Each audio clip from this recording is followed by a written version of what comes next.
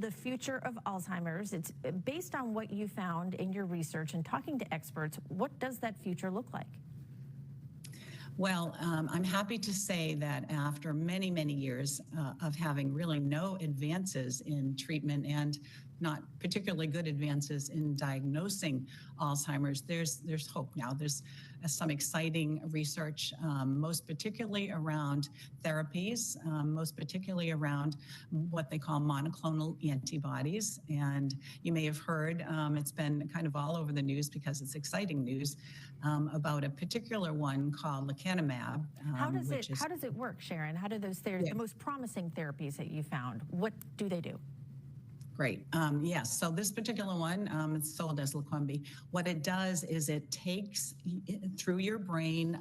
Everyone that has Alzheimer's shows amyloid plaques in the brain. That is well known through past research, and they act as sort of the cleaning crew to go through and take away not all, but most of those plaques in your brain, which doesn't cure it, but it slows down the progression, which is something that everyone is looking for, something to treat it in a more effective way than we've had in the past. There's been an ongoing debate with regard to those amyloid plaques, whether they are the cause of Alzheimer's or just a byproduct of Alzheimer's. What do we know about that issue?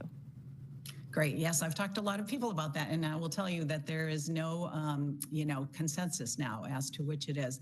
But what they do know, which is helpful, is that clearing them, whether they caused it or they were just the byproduct, does help and does slow down the symptoms. So until we know more, until researchers know more, and of course I'm always talking about we need more research, until we know more, at least this is something to slow it down so people are not showing the worst of the symptoms as soon as they might have.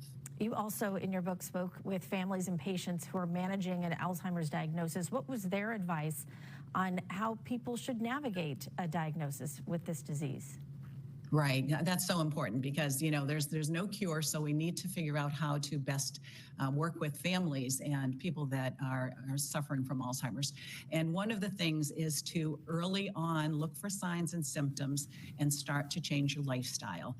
People don't know this, but generally once you're showing symptoms, you've had Alzheimer's for up to 18 years, generally around 10 years.